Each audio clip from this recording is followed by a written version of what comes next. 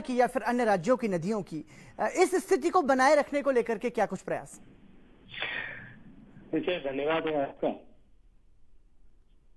ये जो प्रश्न है कि नदियों की स्थिति तो ये निश्चित रूप से सही है और प्रकृति का हमने एक स्वरूप इस समय में देखा है, बदलता स्वरूप, कि किस तरह से प्रकृति अपने आप को हील करती है और किस तेज गति के साथ में हील करती है। देखिए, नदियों में या कोई भी जल के स्रोत है, उनमें प्रदूषण के दो कारण है। एक हमारा सूवेज वाटर, जो अनट्रीटेड या पार्शियली ट्रीटेड सूवेज वाटर नदी में जाता है, और दूसरा इंडस्ट्रियल एफ्लुएंट। जी। सूवेज बदस्तूर अभी मुझे लगता है शायद उसी गति से जा रहे हैं, लेकिन इंडस्ट्रियल एफ्लुएंट जो है निश्चित रूप से इस लॉकडाउन के समय में उसमें कमी आई, लगभग शून्य के स्तर पर कई जगह पर पहुंचा है।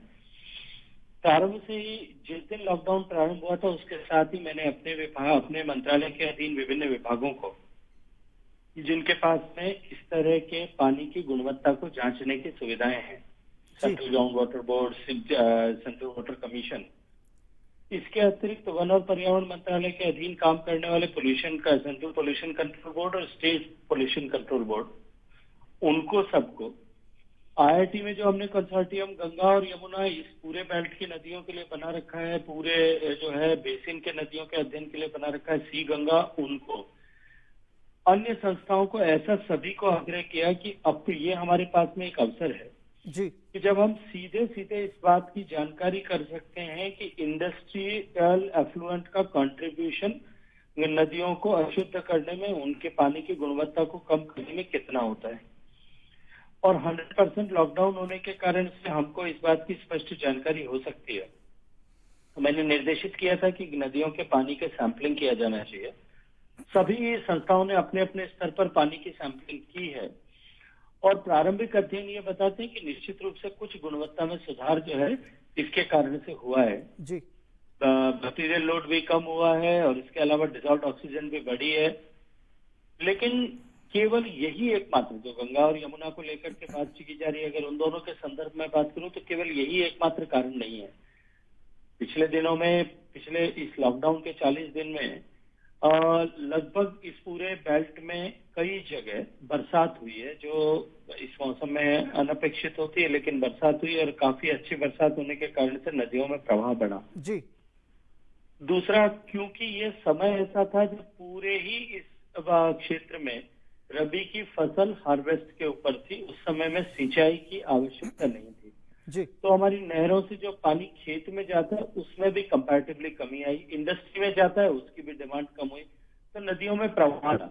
यदि मैं यमुना के परिप्रेक्ष्य में बात करूं तो यमुना में जहां इस समय में लगभग 300 क्यूसेक पानी चलना चाहिए दिल्ली के बाद में जी, वो वास्तव में चलता भी है कि नहीं है, लेकिन 300 क्यूसेक की जगह 3000 क्यूसेक से ज्यादा पानी प्रवाहित हो रहा था। तो ऐसे बहुत सारे कारणों को मिलकर के हमने देखा, मिला करके हमने ये ऑब्जर्व किया कि गंगा, यमुना, अन्य नदियों में पानी जो है उसकी स्वच्छता, शुद्धता बनी है। गंगा में जो पिछले वर्षों में हमने प्रयास किए थे, माननीय प्रधानमंत्री जी के नेतृत्व में मिशन गंगा में जो हमने काम किया, उसके प्रभाव निश्चित रूप से सामने हैं। हम सब ने देखे हैं, पिछले कुंभ के अवसर पर भी देखे हैं। जी बिल्कुल। ये कहा गया कि हरिद्वार तक पानी आचमन के योग्य हुआ है। मैंने तो अक्टूबर के माह में भी देवप्रयाग से लेकर के ऋषिकेश तक गंगा में जल मार्ग के द्वारा खुद आकर के देखा था और पूरे रास्ते में सारे वैज्ञानिक साथ में थे, दूसरे अन्य अध्ययन दल के लोग भी साथ में थे, उनके साथ में बैठ करके भी पूरे रास्ते में पानी खुद जो है ग्लास से सीधा नदी से पी करके देखा और दिखाया था कि ये पानी पूर्ण रूप से पीने के योग्य है। जी। नदी के पानी से, और इतनी बड़ी नदी के पानी से जो अपेक्षा की जाती है कि वो बैदिंग क्वालिटी मीन स्नान करने योग्य पानी रहे। दुनिया की 2500 किलोमीटर जो हमारी गंगा की नदी है, इसके समतुल्य यदि 2000 किलोमीटर से ज्यादा लंबाई की नदियों को देखें तो मैं पूरे विश्वास के साथ में कह सकता हूं कि पिछले दिनों में जो माननीय प्रधानमंत्री जी के नेतृत्व में जिस तरह के प्रयास किए गए, गंगा नदी आज दुनिया की सबसे साफ नदी 10 नदियों में से एक है। हमने आगे, जैसा आपने कहा कि आगे के लिए क्या योजना है, तो हमने पहले गंगा के मुख्य धारा के ऊपर काम किया था, अब हम उस सहायक नदियों के ऊपर बहुत तेजी के साथ में काम कर रहे हैं। आने वाले 2-3 साल में हम माँ गंगा और गंगा की जितनी सहायक नदियां उन सबको पवित्र कर सकेंगे, उनको सबको शुद्ध कर पाएंगे। और साथ ही साथ में माननीय राष्ट्रपति जी के अभिभाषण में जो उल्लेख किया गया कि देश की अन्य नदियों को अन्य बेसिस पर भी जो है वो काम हो, हम उसके ऊपर भी अपनी कार्य योजना तैयार करें। शेखावत साहब, गंगा नदी को संरक्षित करना और प्रदूषण मुक्त करना ये प्रधानमंत्री के साथ साथ पूरी सरकार का भी एक लक्ष्य रहा है। ऐसे में लॉकडाउन की स्थिति के बाद जब लॉकडाउन खुलेगा, संभवतः ये है कि फिर से जब इंडस्ट्रियल जो पोल्यूशन है वो यदि गंगा या अन्य नदियों में जाएगा तो फिर से स्थिति पहले जैसी होगी। तो उसको लेकर के कुछ एहतियात या कुछ मंत्रालय के द्वारा दिशा निर्देश जारी किए गए हैं क्या? देखिए, रातों रात कोई भी स्थिति परिवर्तित नहीं की जा सकती। जी बिल्कुल। गंगा की मुख्य धारा पर जो हमने प्रोजेक्ट्स लिए थे वो प्रोजेक्ट्स पिछले 3 साल में, उसमें से अधिकांश प्रोजेक्ट्स पूर्णता की ओर है, कुछ में काम चल रहा है, कुछ पूरे हो चुके हैं। 100 से ज्यादा परियोजनाएं पूरी हुई है और 300 में से 100 परियोजनाएं पूरी होने का इम्पैक्ट जो है वो अब दिखाई देने लगा है। जब ये पूरी 300 परियोजनाएं अगले 2 साल में पूरी होंगी, निश्चित रूप से इसके जो है इम्पैक्ट और भी ज्यादा प्रभावी इम्पैक्ट उसके जो है दिखाई देंगे। लेकिन फिर भी ये हमारे पास में एक इंट्रोस्पेक्ट करने का अवसर था, आत्मावलोकन करने का अवसर था कि हम ये देख सकें कि कहां कहां पोल्यूशन लोड इंडस्ट्रियल एफ्लुएंट के कारण से बढ़ रहा है। हमने इसको अध्ययन किया है और कहां हम अपने पॉलिसी प्लानिंग को, अपने काम को और अधिक गति से किस तरह से उसको रोकने की दिशा में काम कर सकते हैं, ये सुनिश्चित करेंगे। लेकिन साथ ही साथ में जो है निर्मलता के लिए सबसे आवश्यक तत्व यदि कोई है तो वो है अविरलता जी। और अविरलता के लिए भी हमने काम करना प्रारंभ किया, ई नोटिफिकेशन इशू किया और इतना प्रवाह एक यथेच जो है एक मात्रा, निश्चित मात्रा में प्रवाह गंगा नदी की धारा में होता रहे, इसको सुनिश्चित करने का काम किया है। लेकिन फिर भी हमको अपने कैचमेंट एरिया का ट्रीटमेंट करते हुए, वहां वनों का आच्छादन करते हुए, वहां पानी की गति किस तरह से रुके, क्योंकि हम सब जानते हैं कि हमारे देश में कुल जो पानी आज तक बरसता है, कुल जो पानी हमको उपलब्ध होता है प्रकृति के माध्यम से, उसका 90% 145 दिन में आता है।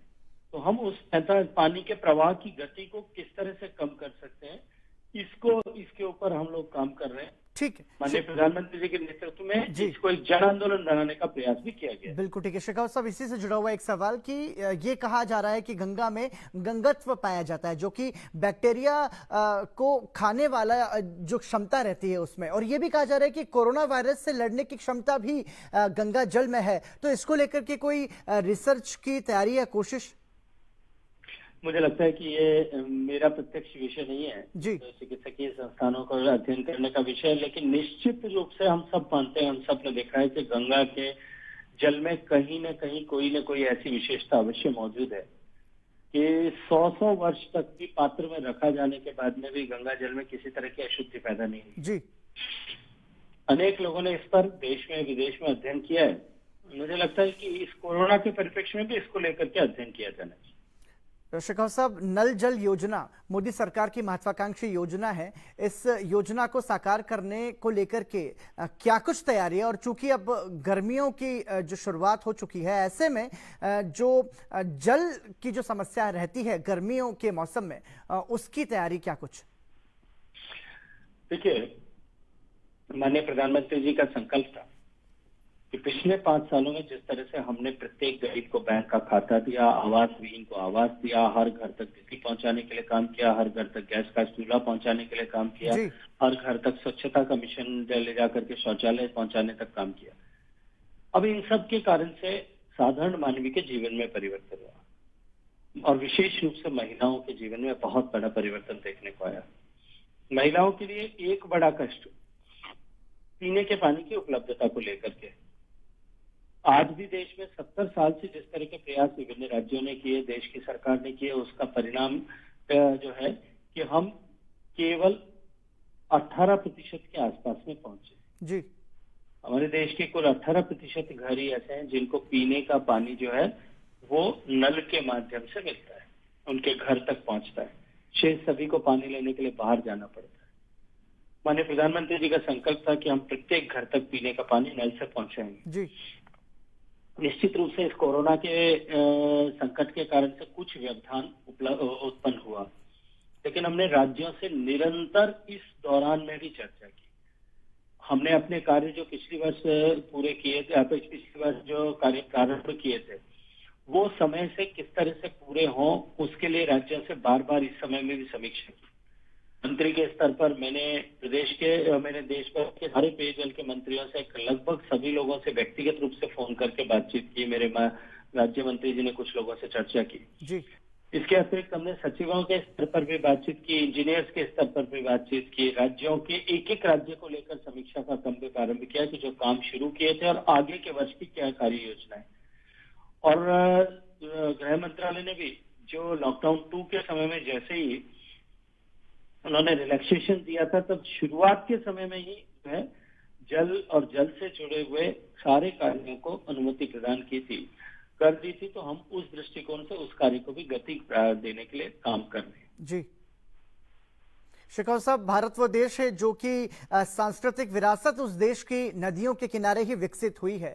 ऐसे में जो हमने देखा हमारे परंपरागत पोखर, तालाब, कुएं और जो बावड़ियां थी, वो कहीं ना कहीं उनके संरक्षण को लेकर के भी मंत्रालय विशेष ध्यान दे रहा है।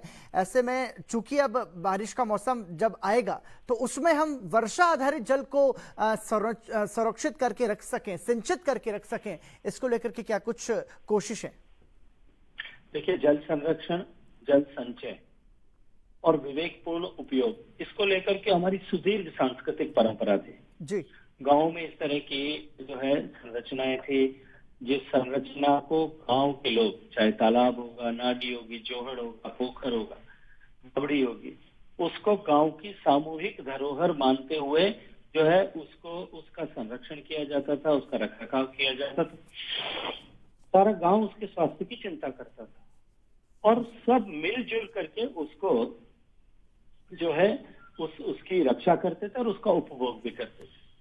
लेकिन कालांतर में धीरे धीरे ये परंपराएं क्षीण होती गई और उसके दुष्परिणाम हुए हैं। भूगर्भ के जल का स्तर गिरा है, निश्चित रूप से जल संसाधनों की कमी आई है। माननीय प्रधानमंत्री जी ने जब दूसरी बार प्रधानमंत्री बनने के बाद में पहली मर्तबा जब मन की बात के माध्यम से देश को संबोधित किया जी, तब उन्होंने देश को कहा कि देश का आह्वान किया कि ये समय आ गया है कि हमको अपने जल संसाधनों का संरक्षण, जल के संचय, जल के विवेकपूर्ण उपयोग लेकर के काम करना चाहिए। विस्तार से उन्होंने बात की। उन्होंने सारे गांव के चुने प्रतिनिधियों को पत्र भेज करके ये आग्रह किया कि एक ग्राम सभा का आयोजन केवल इसी के निमित्त किया जाए जी। पिछले वर्ष जल शक्ति अभियान किया गया है। ऐसे 256 जिले जो वाटर स्ट्रेस्ड है, वहां भारत सरकार के अधिकारियों को भेज करके, इंजीनियर्स को भेज करके इस तरह का वायुमंडल बनाने, योजना बनाने और उस पर काम करने की भी प्रक्रिया प्रारंभ की गई। देश की सरकार ने मनरेगा के माध्यम से जी। जो काम होता है धरातल पर, उसका 65% काम जो है जल और जल के संरक्षण संचय को लेकर के हो, इसको सुनिश्चित करने के लिए राज्यों से आग्रह किया है, उनको लिख करके इसके लिए निर्देशित किया है। 15वें वित्त आयोग ने भी अपनी जो अनुशंसा की है उसमें उन्होंने जल और जल संरक्षण, जल संचय, जल शुद्धिकरण, इन सारे विषयों के 30,000 करोड़ रुपए की राशि का प्रबंध किया है। लेकिन ये विषय तभी सफल हो सकता है, जैसा माननीय प्रधानमंत्री जी हमेशा कहते हैं, कि जब ये एक जन आंदोलन का स्वरूप ले, प्रत्येक व्यक्ति इसमें भागीदार बने जी। और मैं अत्यंत प्रसन्नता के साथ में कह सकता हूं कि माननीय प्रधानमंत्री जी के आह्वान के बाद में निश्चित रूप से देश में इस विषय में एक नई नव चेतना का जागरण हुआ है। लोग नवाचार कर रहे हैं। लोगों ने जो है अपने क्षेत्र में किए गए ऐसे सारे कामों से प्रेरणा लेकर के, जो सक्सेस स्टोरीज हैं उनसे प्रेरणा लेकर के अपने यहाँ भी इस तरह का काम करना प्रारंभ किया है। शेखावत साहब, लॉकडाउन जब से चल रहा है, हम सोशल मीडिया के माध्यम से ये देख रहे हैं कि जल शक्ति मंत्रालय में लगातार आपके नेतृत्व में काम किया जा रहा है सोशल डिस्टेंसिंग को ध्यान में रखते हुए। किस तरीके से मंत्रालय काम कर रहा है और क्या कुछ महत्वपूर्ण दिशा निर्देश इस समय आपकी तरफ से दिए जा रहे हैं? जैसा मैंने कहा कि जल, क्योंकि ये जो है एसेंशियल कैटेगरी का विषय था जी, और कोरोना का से लड़ाई तो हमको पहली आवश्यकता जल की थी कि बार बार हाथ धोना, व्यक्तिगत स्वच्छता रखना, उस सब के लिए पानी की आवश्यकता थी। इसलिए हम लगातार काम कर रहे थे मंत्रालय जब शुरू में मंत्रालय के में जाने की अनुमति नहीं थी जी तो भी हम अधिकारियों से इस तरह के इलेक्ट्रॉनिक प्लेटफॉर्म्स के माध्यम से, वेब प्लेटफॉर्म्स के माध्यम से, वर्चुअल प्लेटफॉर्म्स पे बात करके राज्यों के साथ में, अपने मंत्रालय के विभिन्न डिविजन्स के साथ में समीक्षा कर रहे थे। हमने राज्यों से भी आग्रह किया कि पानी की सप्लाई जो है, क्योंकि ऑपरेशन एंड मेंटेनेंस राज्य का विषय है, जल राज्य का विषय है, और जो है प्राथमिकता के साथ में इनकी व्यवस्था सब राज्यों को करनी होती है, लेकिन किसी भी तरह से जल की कमी न हो, इस दृष्टिकोण से हम काम कर रहे थे। और हम सब लोग इस बार और भी सौभाग्यशाली इसलिए हैं कि हमारे देश की जो कुल रिजर्वायर्स हैं, कुल जितने हमारे जल भंडार क्षमता है, भारत के भी जो जल संसाधन है 5,500 से ज्यादा से भी ज्यादा जो हमारे जो बड़े और बांध है, लार्ज मीडियम स्ट्रक्चर्स हैं, उनमें से केवल 138 रिजर्वायर ऐसे हैं जिनकी हम भारत सरकार में यहाँ समीक्षा करते हैं, जिनका मॉनिटरिंग करते हैं। लेकिन ये 138 सबसे बड़े रिजर्वायर हैं, और जो देश की कुल जल संधारण क्षमता उसका पैच जो है 66%, 2/3 जो है वो इन 138 बांधों में आता है जी। तो ये एक मोटे तौर पर पूरे देश की एक पिक्चर जो है इनके माध्यम से देखने को मिलती है। इनका अध्ययन करने से पूरे देश भर में जल की उपलब्धता क्या है, इसको लेकर के सतह पर जल की उपलब्धता क्या है, इसको लेकर के एक पिक्चर सामने आता है। मुझे अत्यंत प्रसन्नता है आपके साथ में साझा करते हुए कि इस वर्ष 30 अप्रैल को गत वर्ष की तुलना में यदि मैं देखूं जी तो 30 अप्रैल को गत वर्ष की तुलना में इस वर्ष जो है वो हमारे पास में लगभग 56% पानी अपने रिजर्वायर्स में ज्यादा था जी। और अगर मैं केवल इस वर्ष की जो है इस वर्ष की तुलना में पिछले 10 वर्ष के औसत को भी दें तो भी पिछले 10 वर्षों में 30 अप्रैल को कुल जितना पानी उपलब्ध था उसका औसत और इस बार के औसत में इस बार हमारे पास 46% पानी ज्यादा है। इस बार जो बरसात अधिक हुई उसके कारण से हमारे पास में हमारे जल स्रोतों में देश भर में कुछ अपवाद हो सकते हैं, कुछ क्षेत्र अपवाद हो सकते हैं, लेकिन जल की उपलब्धता ज्यादा है जी। और मुझे पूरा विश्वास है कि जिस तरह से बरसात के कारण से उपलब्धता हुई है और जहां बर्फ के माध्यम से पानी आता है, हिमालय स्ट्रक्चर्स में जिस तरह से बर्फ पिघलने से पानी आता है जी उसके क्योंकि इस बार अनप्रेसिडेंटेड हाई, मतलब ऐसा कभी नहीं हुआ है, ऐसा अभूतपूर्व बर्फ आज भी जो है हमारे पहाड़ की चोटियों पर है, वो पानी भी हमारे पास में आएगा, इसलिए हमारे पास में यथेष्ट पानी उपलब्ध रहेगा। और मैं ये मानता हूं कि अब की बार जिस तरह की स्थिति पिछली बार चेन्नई में हुई या जो डे जीरो की स्थिति हमने देखी थी, वैसी स्थिति देश में इस बार नहीं आएगी। लेकिन हमने राज्य सरकारों को कहा है कि प्रभावी रूप से जल का प्रबंधन करें जी, शीघ्रता के साथ में करें ताकि प्रत्येक व्यक्ति को हम सुविधा पहुंचा सकें। लेकिन इस उपलब्धि का फायदा क्या हम कृषि सिंचाई की आपूर्ति को सुनिश्चित करने के लिए भी इस्तेमाल कर सकते हैं क्या? क्योंकि लॉकडाउन की वजह से अर्थव्यवस्था तो पूरी तरीके से प्रभावित हुई है देश की, ऐसे में हम हमारे अन्नदाताओं को कैसे सशक्त बना सकते हैं कृषि सिंचाई की आपूर्ति के लिए की जल की उपलब्धता के क्षेत्र में? देखिए, लॉकडाउन के समय में जहां तक अन्नदाताओं को, किसानों को सुविधा देने का प्रश्न, मुझे लगता है कि देश भर के किसान की जिस तरह से माननीय मोदी जी ने, माननीय प्रधानमंत्री जी ने संभाल की है, ये अभूतपूर्व है और देश भर का किसान निश्चित रूप से इसके लिए माननीय प्रधानमंत्री जी का आभार व्यक्त करता है जी।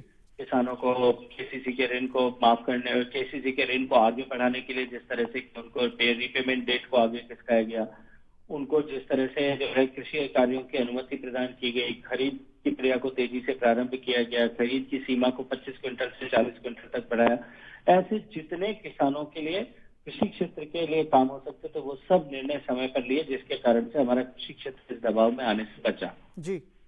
जहां तक सिंचाई का प्रश्न है, निश्चित रूप से यदि बांधों में पानी जो है वो की उपलब्धता ज्यादा होती है तो सबसे बड़ा उपभोक्ता तो कृषि क्षेत्र है। आज पानी का कुल जो उपयोग होता है उसका 5% लगभग जो है वो इंडस्ट्री के यूज के लिए जाता होगा, 6% लगभग डोमेस्टिक जो घरेलू कामकाज के लिए पीने के पानी के लिए उपयोग होता है। शेष बचा हुआ 89% तो कृषि क्षेत्र में ही काम आता है। तो जो हमारे रिजर्वायर्स का पानी है उसमें पीने के पानी के अतिरिक्त जो शेष बचा पानी बचेगा वो सारा पानी निश्चित रूप से कृषि के क्षेत्र में काम आएगा। और इस बार हमारे किसान भाइयों के लिए, हमारे अन्नदाताओं के लिए पानी का संकट कम से कम कृषि क्षेत्र में उन सारे जलाशयों के में नहीं होगा, ये मैं विश्वास के साथ में कह सकता हूँ। भाखड़ा नांगल स्ट्रक्चर और इससे जो हमारी सिंधु घाटी से चलने वाली नदियों के ऊपर स्ट्रक्चर पे जितने राज्य आते हैं, राजस्थान, पंजाब, हरियाणा, इन सबको हमने आग्रह किया है कि आप अधिकतम पानी का जो आप ले सकते हैं उसको लें, जी। अपने हिस्से के पानी को लें, हिस्से के बाद शेष बचे हुए पानी को यदि आप लोग अपने हिस्से के अनुरूप और बांटना चाहते हैं तो लें, ताकि आने वाले समय में हमको पानी को जो है नदी में न छोड़ना पड़े। शेखावत साहब, एक महत्वपूर्ण सवाल यहाँ पर यह भी है कि हर घर तक नल और हर नल में शुद्ध जल, ऐसी कोशिश मंत्रालय की तरफ से है, तो उसे साकार कैसे किया जाएगा? क्योंकि शुद्ध पेयजल हम समझ सकते हैं कि वर्तमान समय में इसकी उपलब्धता यदि होगी तो सीधा सीधा असर उसका स्वास्थ्य पर भी पड़ेगा भारत के। देखिए, निश्चित रूप से जो स्वच्छ भारत अभियान में हमने शौचालय बनाए जी, उसका प्रभाव पड़ा। पूरी दुनिया के अध्ययन ये कहते हैं कि उसके कारण से हमारे आउट ऑफ पॉकेट जो हेल्थ पर एक्सपेंडिचर होता था वो काफी हद तक कम हुआ है जी। जो हमारी नॉन कम्युनिकेबल डिजीज थी उन डिजीज में कमी आई है, हमारे लोगों के स्वास्थ्य के इंडेक्स में सुधार हुआ है। और पानी यदि पीने का शुद्ध मिलता है तो निश्चित रूप से इसमें और हम कदम आगे बढ़ सकते हैं, हम देश को स्वास्थ्य के स्वस्थ देश की दिशा में ले जाने में सफल हो सकते हैं। अपने प्रधानमंत्री जी के नेतृत्व में हमने जो है नल से जल मिशन, जो हर घर जल पहुंचाने का मिशन है, उसके ऊपर काम करना प्रारंभ किया है। जैसा मैंने कहा कि हमारे संविधान की जो व्यवस्था है उसके अनुरूप पीने का पानी और पानी का प्रबंधन ये राज्यों का विषय है। कि अपनी बनाए जो है जहाँ सीधे एक गांव की योजना बन सकती है, गाँव की बनाए, जहाँ गाँव के समूह की योजनाएं बन सकती है वहाँ गाँव के समूह की योजनाएं बनाए, जहाँ पेयजल स्रोत कोई भी उपलब्ध नहीं है वहाँ पानी योजनाएं बनाए। तो योजना बनाना, उनका इम्प्लीमेंटेशन करना ये राज्य सरकारों का विषय है। हम लगातार इसकी मॉनिटरिंग कर रहे हैं। भारत सरकार की तरफ से इन प्रदेशों को 90%, जो केंद्र शासित प्रदेश है उनको 100% और शेष अन्य राज्यों को 50% राशि इस सारे खर्चे के लिए हम जो है भारत सरकार की तरफ से सहयोग कर रहे हैं। राज्यों को तेज गति के साथ में काम करें और ठीक परियोजना बना करके करें, इसके लिए हम लोग लगातार चर्चा कर रहे हैं। लेकिन इसके मामले प्रधानमंत्री जी के मार्गदर्शन में एक निर्णय और भी किया गया जी कि गांव के अंदर गांव के पानी के प्रबंधन, पीने के पानी के प्रबंधन और उसके रखरखाव, ओपरेशन एंड मेंटेनेंस का गांव की तरह की भी पानी समिति करे, वो इसके लिए अधिकारी हो, वही इसका रखरखाव करें, वही इसका जो है परिचालन करें। गांव की सहभागिता के माध्यम से ही हम समय तक सुनिश्चित कर सकते हैं। इसलिए इस दृष्टिकोण से हमने राज्यों को ऐसी पानी समिति बना करके उनको प्रभावी बनाने की दिशा में भी आग्रह किया है। शेखावत साहब, मंत्रालय हर संभव प्रयास अपने कर रहा है, सरकार की कोशिशें पूरी है, आपके व्यक्तिगत प्रयास भी बहुत ज्यादा हैं। ये भी जानकारी कि बहुत ज्यादा अध्ययन और इसको लेकर के बेहतर नीतियां बनाने की कोशिश आपकी लगातार रहती है, लेकिन जब तक जन भागीदारी नहीं जुड़ेगी हम इसमें पूरी तरीके से सफल नहीं हो पाएंगे। तमाम सारे दर्शक जो इस वक्त आपको देख रहे हैं, सुन रहे हैं, क्या कुछ अपील आप उनसे करना चाहेंगे जल संरक्षण के संदर्भ में, क्योंकि जल ही जीवन तो हम सभी कहते हैं। मैं आपका धन्यवाद करना चाहता हूँ कि आपने मुझे अवसर दिया कि आपके चैनल के माध्यम से आपके दर्शकों को मैं अपनी बात पहुंचा सकूं, माननीय प्रधानमंत्री जी की बात पहुंचा सकूं। ये तय है कि जल हमारे जीवन का आधार है। ये तय है कि हमारे शरीर का भी 2/3 से ज्यादा हिस्सा जो है वो जल से बना है और जल हमारा जीवन है, इसलिए इसके संरक्षण की, इसके रखरखाव की जिम्मेदारी भी हमारी है। जिस देश में जल को जगदीश मानने की परंपरा है, दुर्भाग्य से आज उस देश में दुनिया के सबसे ज्यादा कंटेमिनेटेड वाटर सोर्सेस, सबसे ज्यादा प्रदूषित जल संसाधन ऐसे जो है उनकी सूची में उल्लेख होता है। आज ये समय आ गया है कि हम आने वाली पीढ़ी को जल की दृष्टिकोण से सुरक्षित बनाने के लिए, हम देश को जल समृद्ध बनाने के लिए जो माननीय प्रधानमंत्री जी के नेतृत्व में जो आंदोलन का प्रारंभ हुआ है, हम सब उसका हिस्सा बने। हर एक बूंद पानी का जो है बरसने वाले पानी का ठीक से संचय हो, हर एक का तो रहने वाले पानी का ठीक से संरक्षण हो, हर एक बूंद बचाए हुए पानी का विवेकपूर्ण उपयोग हो, हर एक बूंद पानी जो उपयोग के बाद बाहर निकलता है उसको ठीक से उपचारित करके ही हम पुनः उपयोग करें, और यदि पुनः उपयोग नहीं करें तो उसको उपचारित करने के बाद ही वो किसी स्रोत में बड़ी, क्योंकि हमारे देश की 65% निर्भरता भूगर्भ जल पर है। जी। हम जमीन से पानी जो निकालते हैं उसके ऊपर है, तो हम अपने जो है भूगर्भ के जल संसाधनों को पुनर्भरण किस तरह से कर सकते हैं, इसके लिए एक व्यापक जन आंदोलन है। हम सब उसके लिए अपनी जिम्मेदारी समझें, हम सब लोग उसके लिए काम प्रारंभ करें। ये समय की मांग और आवश्यकता भी है। हम सब लोग जो ये जल प्राकृतिक संसाधन हमको मिले, चाहे जल है, चाहे वायु है, चाहे ये सारे संसाधनों के हम कस्टोडियन हैं, जी। हम रखवाले हैं, हम इनके मालिक नहीं है। जैसी परिस्थिति में ये हमको मिले थे, ठीक वैसी ही परिस्थिति में या उससे श्रेष्ठ बना करके यदि हम अगली पीढ़ी को हस्तांतरित करेंगे तो हम अपने कर्तव्यों का सही से पालन कर रहे होंगे। अन्यथा हम जो है हमने अमानत में खयानत की है, हमने अपनी कर्तव्यों का ठीक से निर्वहन नहीं किया है। आने वाली पीढ़ियों के लिए हम समस्या और चुनौती छोड़ कर जा रहे हैं। तो जैसा प्रधानमंत्री जी कहते हैं, ये हमारे पास अवसर है जी। कि हम आज भविष्य को क्या देना चाहते हैं, जल से की दृष्टि से सुरक्षित समृद्ध देश या एक जल की दृष्टि से एक समस्याओं से घिरा हुआ देश। अब ये निर्णय हमको करना है और हमको इस दृष्टिकोण से अपनी जिम्मेदारी समझते हुए प्रत्येक इस काम में जुट जाना है। बहुत ही महत्वपूर्ण बात आपने कही शेखावत साहब। हम उम्मीद करते हैं, हम आशा करते हैं कि आपके नेतृत्व में जल संरक्षण का काम पूरे भारत में और ज़्यादा बेहतर तरीके से चले। आपने हमसे बात करने के लिए समय निकाला, इसके लिए आपका विशेष आभार, बहुत बहुत धन्यवाद। तो ये थे केंद्रीय जल शक्ति मंत्री गजेंद्र सिंह शेखावत, जिन्होंने अपील की कि कैसा भविष्य हम हमारी पीढ़ी के लिए छोड़कर जाना चाहते हैं, ये हम पर निर्भर करता है। प्रकृति का अनावश्यक रूप से दोहन ये हमारी सबसे बड़ी भूल रही है, और यदि अब भी हम यदि नहीं सजग रहे तो फिर ये आने वाले भविष्य के लिए बहुत विपरीत परिणाम साबित करेगा। तो उम्मीद करते हैं कि जल संरक्षण, जल संचय हम सभी की जिम्मेदारी है, क्योंकि प्रकृति पूजा तो हमारी परंपरा रही है, जिसमें हम नदियों का भी पूजन करते थे। तो हमारी कोशिश ऐसी होनी चाहिए कि जितना ज़्यादा हो सके हम अपने स्तर पर भी कोशिश करें जल को सुरक्षित करने की और संचित करने की। लोकसभा टीवी की संवाद की इस विशेष प्रस्तुति में फिलहाल इतना ही। मुझे दीजिए इजाजत। नमस्कार।